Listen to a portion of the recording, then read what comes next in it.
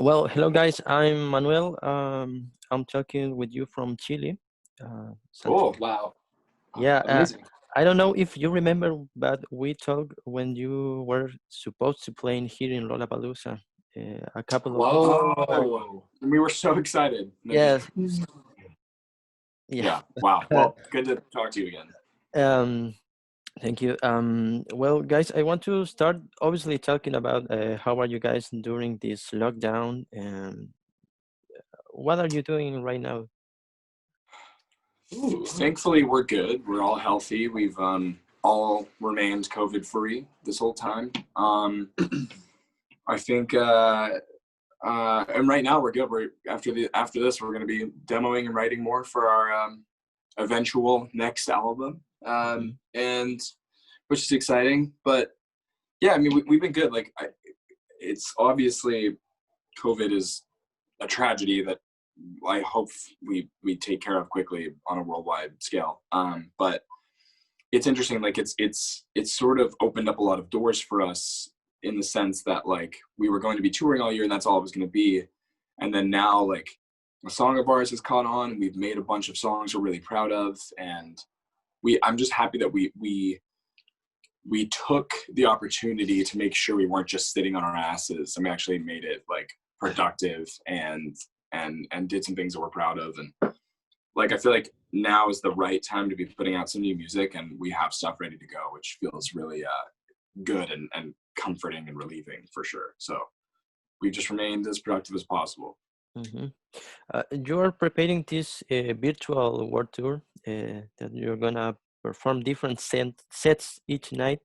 What can you tell us about this idea? How it started and what it's gonna be?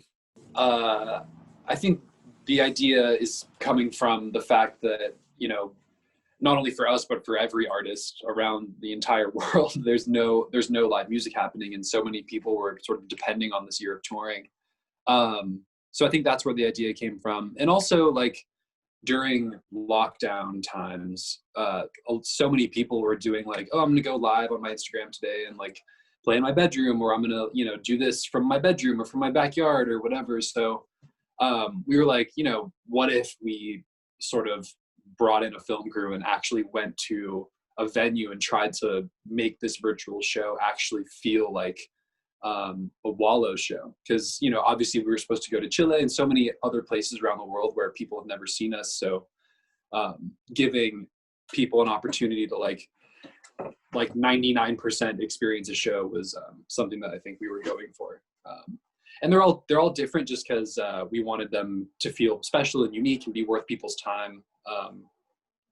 And yeah, I'm excited to see people's reactions, because we're getting, like, footage, and it all looks so cool, and sounds good. So I'm excited for people to experience it, and hopefully it's as special to them as it was for us to make. Mhm. Considering all these distant shows that are happening right now, would you consider to make a concert with people, I don't know, distant from each other when these start to slow Yeah. down? Yes. I mean, uh, you weren't there, right? Brendan Remy show? No. No, you weren't there. It was just, but yeah, we have a friend named Remy who what was that, like 2 months ago? Yeah, I It was guess a while ago now, but she did a drive-in concert. Mhm. So it was like everyone was, like, in their cars, and, like, it was, like, in this, like, outdoor, like, parking lot, and it was, like, her and her band on the stage, all the cars parked apart, and, like, a screen so you could see. But it was surprisingly, like, so much fun and so cool, and, like, everyone, like, instead of having people, like, cheer or sing back at you, she, like, involved the cars, and everyone was, like, honking their horns and, like, flashing lights. Yeah, It was fun. but, like, it was really cool, and, like, like, I had, like, my air conditioning on in my car, and it was, like, It really sounded comfortable. really good. It sounded good. So I think all of us would love to do a show where there's an actual audience in some capacity, as long as it remains safe. Because I've seen a lot of artists, like, I saw something where, like, the chain smokers or something did some concert and people were just, like, smashed up against a barricade, and that's like so stupid. So I don't want to do They that. officially started like socially distanced shows in Mhm. other countries. But Yeah. the drive-in thing feels like a once in a lifetime thing that we'd ever do. And it would only happen during like a pandemic, which is why and that's so weird. But I'd much rather do a drive-in show than like a socially distanced one, because it's sort of like a crowd just like with holes in it, which feels weirder. Like I'd rather embrace the weirdness and play to cars like that. It sounds like It'd be really fun. It'd be so fun. No, we want to do that. Okay, guys, I want to jump back to Nothing Happens, your first album. What can you tell us about the creative process behind this record? I remember we kind of went in with a lot of half-baked ideas in a sense. Like I feel like we went in with a couple full songs that we wrote, and then a couple that were like half ideas that became full ideas. That became half ideas that became full songs in a way where it was for the EP we did with John Congton, as we were saying, and for the EP we did with him, we came in with like full ideas. Like every part was made, everything was like laid out, and he just kind of recorded it and added his stuff to it. But for the album, we wanted to make sure that there was some wiggle room to kind of experiment in the studio. So I remember doing that. And I remember a lot of like some of my favorite parts of the album were born out of the moment being in the studio, like having a part not being written specifically to go in with John and see what we come up with. And the great thing about John is he didn't necessarily like write a lot of the parts that we came up with. It was us, but his influence with his hand movements, if he's doing a thumbs down or a thumbs up or whatever it is, his influence definitely changed what we would have written for those specific parts. So that is the thing about the album that I'm very proud of, is how like spontaneous a lot of it was, as well as being fully written, because some songs were fully written, but that was an interesting memory for the album. But, Mhm. I don't know if we could. How do you decide who's gonna sing in what song? Well, I mean, it's usually who comes up with the melodies or the lyrics, or whoever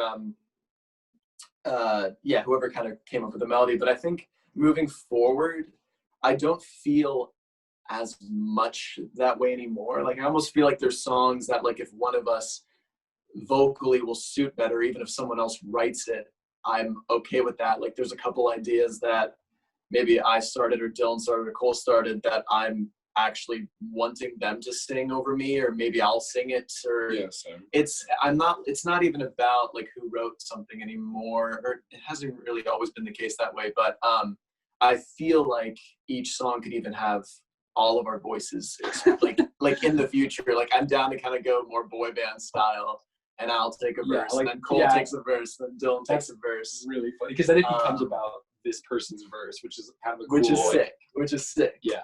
So that's, I think it's going to be more of like a collaborative thing rather than like I wrote that, so I'm going to sing it. Okay. I think it's going to be a mixture of all of that, a mixture of anything and everything. Okay. Well, guys, this is the last question. I want, if you can, each one of you can answer to this. What do you want to do with the band in the future? How do you see Wallows in 5 or 10 years? Wow. Oh man. I mean, I really want to have 4 albums out by the time we're 30. That's something I'd love to have. And I just want, I mean, there's certain artists that age well and, you know, like really know how to evolve in a way that makes sense and don't try to chase their glory days or do the same thing over and over again. And I really just want to like keep moving forward and never look back. I think it's the only way that you can survive as you get older, and it's the only way that people will continue to take you seriously, is if you just evolve with the times and evolve with your age, and just, you know, don't be like 40 and try to make the song you made when you were 20. You know, like just don't do that.